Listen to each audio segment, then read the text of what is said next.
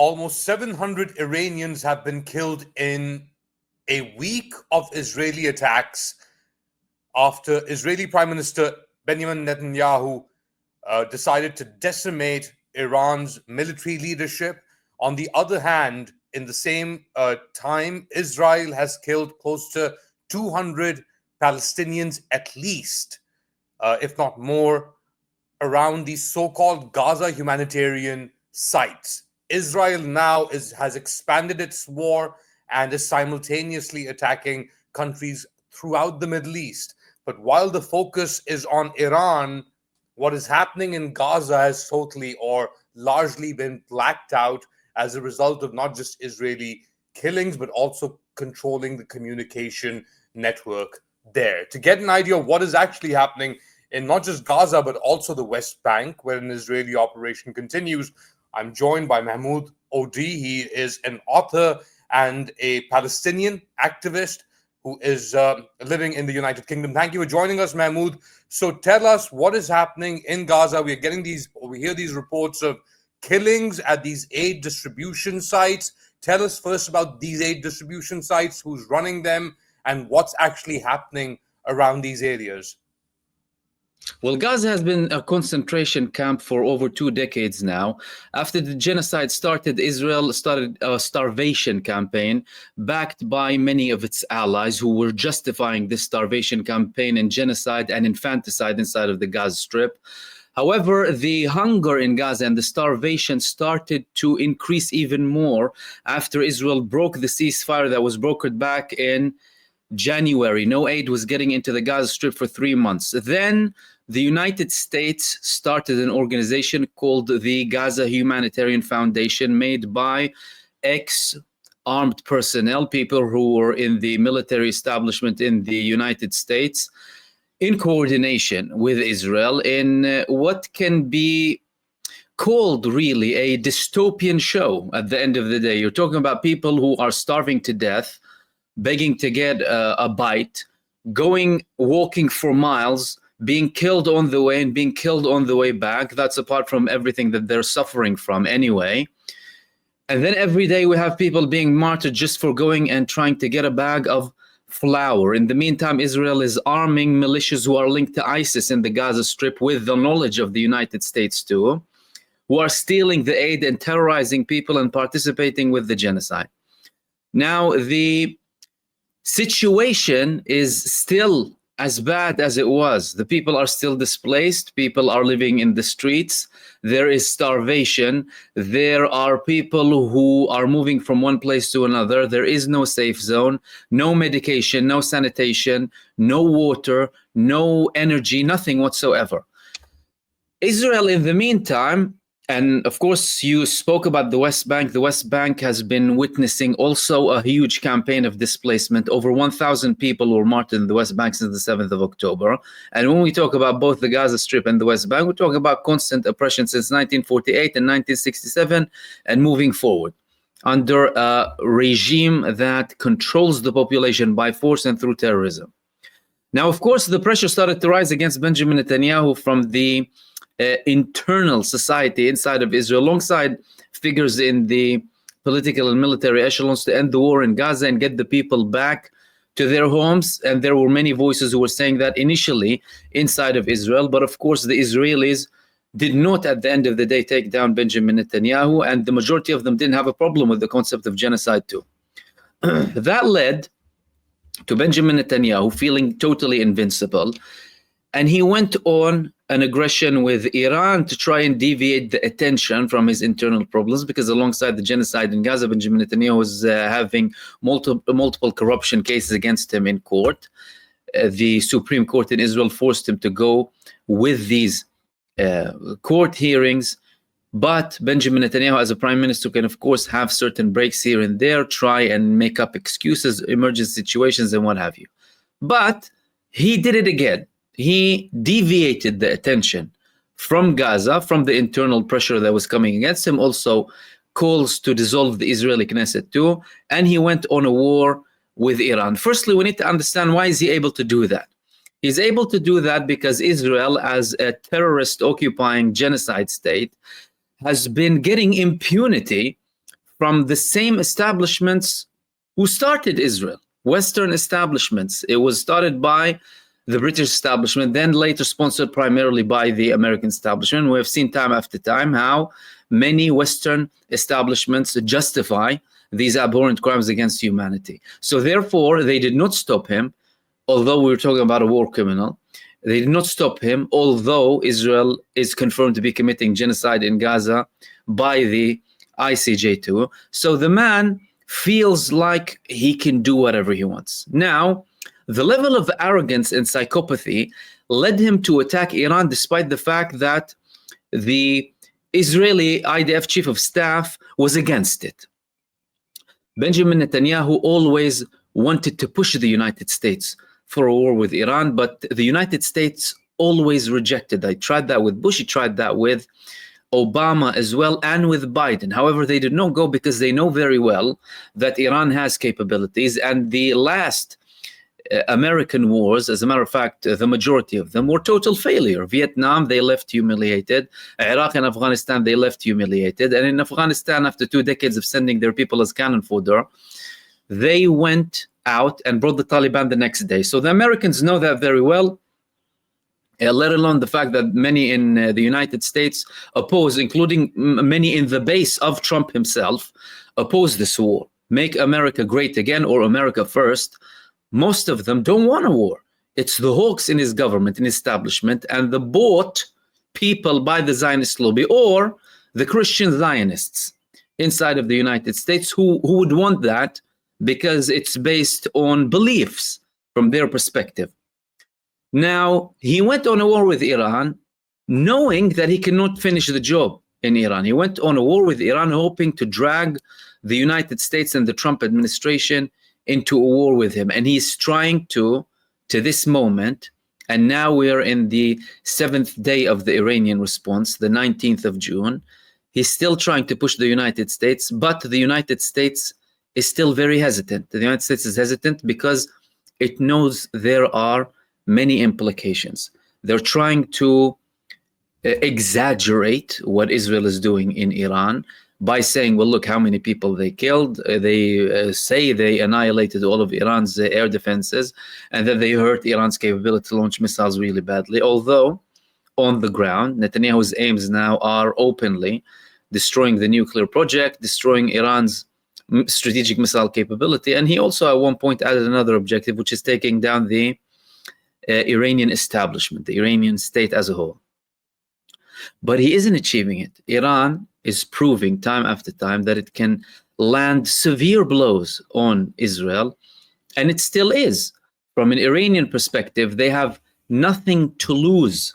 Therefore, they are still conducting attacks, and they are able to continue their attacks despite all of the talks from the United States and from Israel about an inability from Iran, or the fact that Iran has been hit severely. Now, Ralph Nader, an American politician, has come out and said that up to 500,000 people might have actually died in Gaza. Entire registries disappeared. When does that accounting begin? And what does this mean? These numbers mean? What are we talking about? There are 2 million people in Gaza.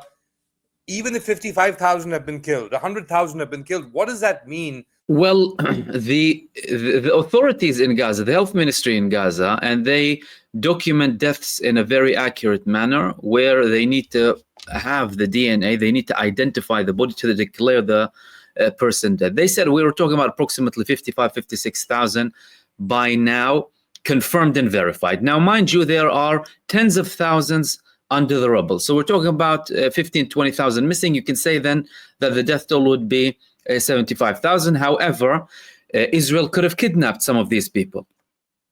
Now, some of the reports or analysis that was speaking about 200,000 to 300,000 or 500,000, for example, some of them were talking about the potential death toll that is related to the war even after the war.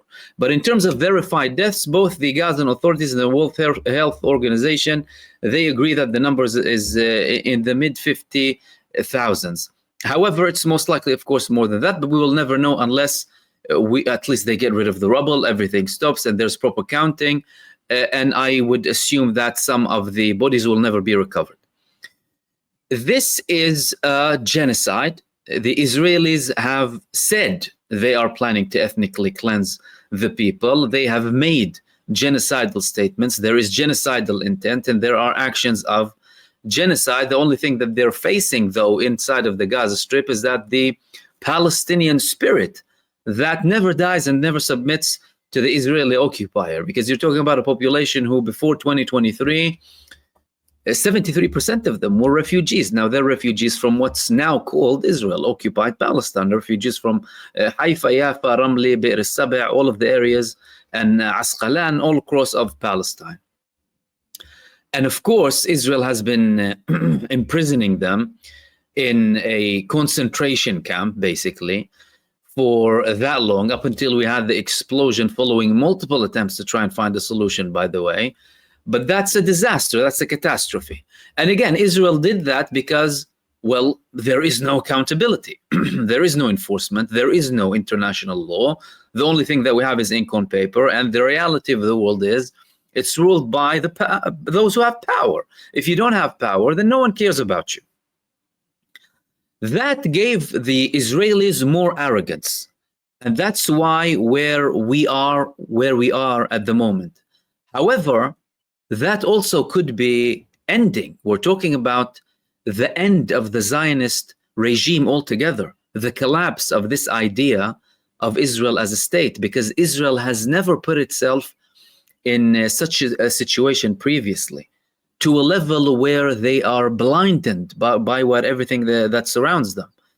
Previous leaders of Israel, they used to have many considerations to public opinion, when to stop, certain respect of the military establishment, for example, or the ideas and thoughts and considerations of senior figures. But Benjamin Netanyahu is a psychopathic, narcissistic individual who has shown time after time that he is out of touch with the people and what they feel. And that's first and foremost the Israeli public, by the way, because you're talking about the same man who led Israel to 6 elections in 7 years, primarily to remain in his position, although he had internal resistance, and although many of the other political parties in Israel didn't have a problem in forming a coalition with his party, but without him, because of his corruption charges and because of what they called a national security risk on the state of Israel because of certain deals that he had done before, again through corruption.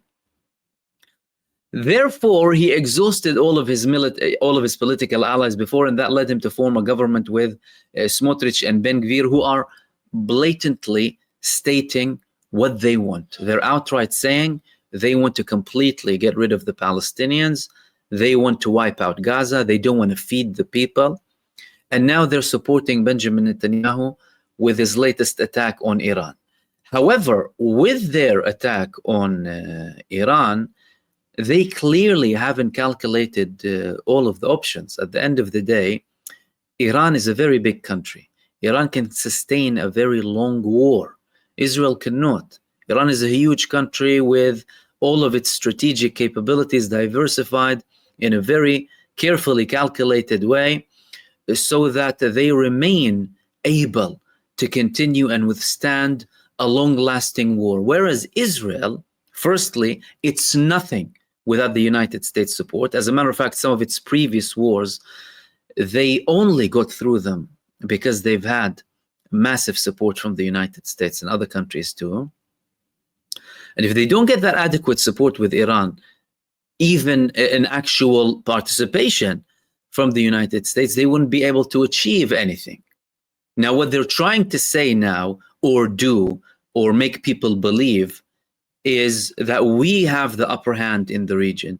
It's the era of the greater state of Israel. We will be dictating the future of the region and simultaneously serve American interests in having Israel as the superpower of the region with no competition whatsoever.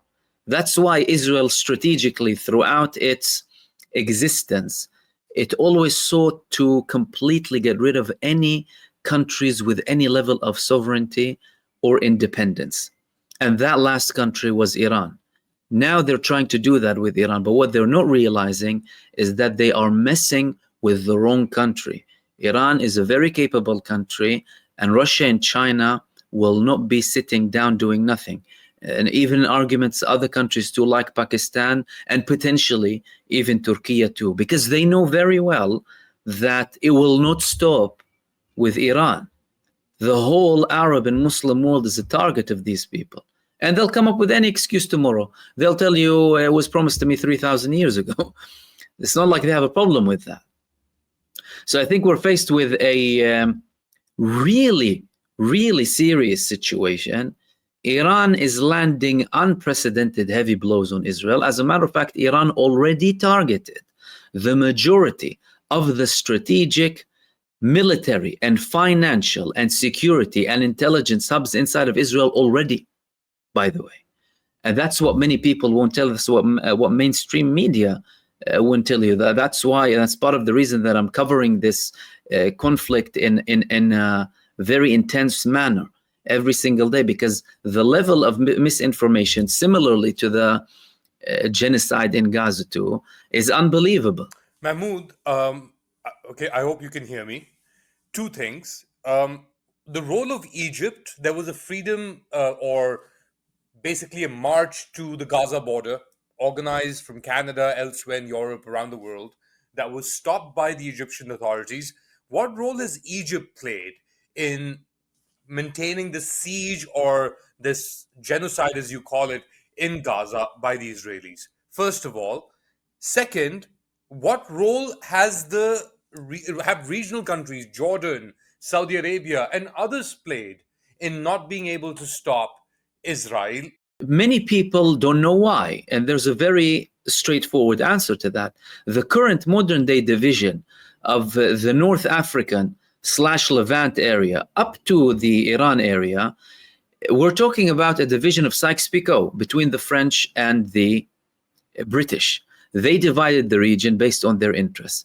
And when they divided the region and when they drew the borders after the collapse of the Ottoman Empire following World War I and World War II, they had agreements with the rulers of those countries. For example, if we want to talk about the Saudi establishment, they got guarantees from the Saudi leadership at that time that they will be fine with the concept of establishing a Jewish state on Palestine. And by the way, part of the reason that they went against the Ottoman Empire and some of its leaders at the time, especially Abdul Hamid II, was the fact that he wasn't interested in giving them Palestine. Told them, Palestine doesn't belong to me. Palestine belongs to the whole nation. And there are, of course, lots of reasons to believe that he was taken down because of that. And then, of course, all of the changes had, and there was the Republic of Turkey afterwards. But when the British and the French established the new borders, they were having dealings with the rulers of these countries in the same way. So there was a common understanding that, well, you're going to have to accept the fact that there's going to be a Jewish state here instead of Palestine, and they're going to call it Israel.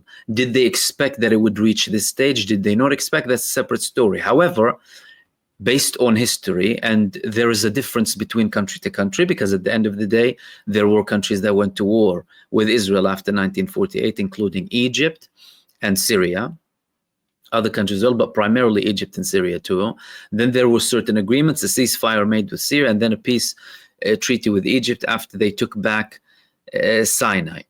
But the general Arab position is a protective position of Israel. That's generally. However, there are certain differences. For example, now if we look at Iran, no one, at least publicly, intercepts any Iranian missiles apart from Jordan. And in Jordan's case, there are reports that it's Israel intercepting in the Jordanian airspace. If we talk about Egypt, and although they deny that, all of the attacks that came from Ansarullah in Yemen against Israel, especially when we talk about drones that came through the Eastern Mediterranean towards the central part of occupied Palestine, these missiles and these drones went over Egypt. Egypt denies that, but chances are they did. But Egypt did not take anything down. Why? Because Egypt, as a country, although it has a peace treaty with Israel, considers Israel to be its first enemy. Their army's preparation is always for the northeastern front, which is Israel. Egypt is prepared for a scenario of an all-out war with Israel. Now, saying that, they showed no interest in participating. Why? Because they're not interested in participating. And that's up to the Egyptian establishment. The argument of whether that represents the Egyptian people or not, that's a separate story. Because the Egyptian people, they had a revolution, they had democracy, but then again, that democracy was taken down partially because of some popular support, but popular support that later realized that it was seriously misled. And many of them regretted those days of having the military coup against their elected democracy. So in many cases, and in short, the Arab position is a position, the position of the Arab establishments in majority, the majority of them, is a position of serving and supporting Israel. I wouldn't say like even on the side of support for Israel. Now, saying that, what Israel has done in the past 2 years hurt a lot of relationships between Israel and the Arab states that they have a relationship with, and the Arab states that they want to have a relationship with, or at least an official relationship with. For example, if we spoke about an Israeli attack 10 years ago, you would automatically assume that the United States would help them and that the United States will go with them from bases in Arab countries, isn't it? Well, that's not the case. That's not the case because Iran has a capability, but that's also not the case because Israel failed miserably, not only militarily, but also politically and diplomatically. For you to go on such a large-scale war against Iran and go and attack its nuclear sites and go and attack its people and target its leaders without having a guaranteed backing and support or participation with an alliance of some sort, that's a suicidal mission. But again, Benjamin Netanyahu has done so many things that many senior figures in the Israeli political and security and intelligence echelons regard as a suicide mission. Therefore, it wouldn't be a far-fetched scenario if we see Israel collapsing at the end of this, because their aim was to initially demolish Hamas. That did not happen. Gaza has been under a full-blown genocide. Over 100,000 tons of TNT landed on Gaza, yet the Palestinian resistance still manages to carry out quality attacks against the Israeli terrorists inside of the Gaza Strip to this day, and not only that, increase it. And in the Palestinian resistance case, by the way, which I constantly cover because, again, there's a lot of misinformation about that too, it isn't random attacks. It's organized, well-calculated, monitored in a diversified way as well. Attacks, direct confrontation, attacks through ambushes, attacks through sniping, all of that. So if they're unable to defeat Gaza with the full support, by the way, of the United States, how are they going to be able to defeat Iran? Especially if the United States does not directly participate with them. Well, some people are saying that the United States is already participating directly with them, that they would not be able to do what they're doing without the US. But yes, there seems to be some sort of confusion within the United States as to how to go about it and what to do. It's been 19 months since October 7th. Gaza is destroyed, leveled. There are still close to 2 million people in Gaza. There is still Hamas, as you said, and there is still Israeli killing of Palestinians every single day at this humanitarian point, wherever, whatever. Where does it go? How does it end? Or does it end? Or does it just continuing like this with people starving every day, more people dying, the so-called genocide continuing? Mahmoud? There are two options for this to end. The first option is have a temporary deal similar to the temporary ceasefires that happened before, and then Israel breaching them at some point. The other option is this remains open up until it only escalates and one side completely destroys the other side. Now, guess what? The prospect of someone destroying another side is on the Palestinian side and on the country supporting the Palestinians. Why? Because Israel already tried whatever it can. Like you said, they destroyed Gaza. They leveled Gaza. They killed over 55,000 people. They tried to make life as miserable as possible for the population. Yet, they have no decisive measures. They have no results. They at least don't have the results that they want. Therefore, the only exit would be to have another temporary ceasefire. Now, we need to take into account the situation of Benjamin Netanyahu and the fact that he's prolonging this for his own interest. But with or without that, so long as we talk about a country called Israel occupying Palestine, oppressing its people, carrying out acts of genocide 24/7, there will never be peace in the region. Israel attacks multiple countries, breaches their sovereignty, breaches international law, breaches humanitarian law 24/7 without accountability. Therefore, even if they reach a ceasefire tomorrow, we will still be talking about a situation that is so tense that we're just going to be waiting for the next explosion to come up until the apartheid regime is over and done with once and for all and replaced with a proper modern country that has equal rights for everyone between the Jordan River to the sea. Otherwise, it's not going to work because they have been talking for 30 years, by the way.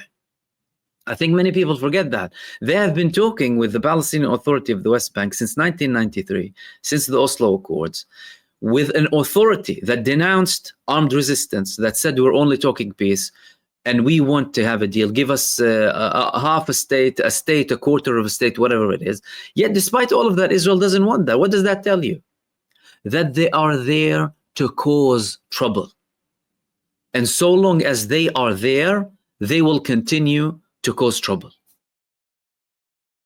Mahmoud Odi, thank you so much for joining us. There you have it, Mahmoud Odi, author and activist, joining us from the UK and telling us what this Iran-Israel war, or Israel's war on Iran, means in the context of Gaza. What do you think? Let me know in the comment section. Do like, subscribe, and share this content. Take care. Till next time.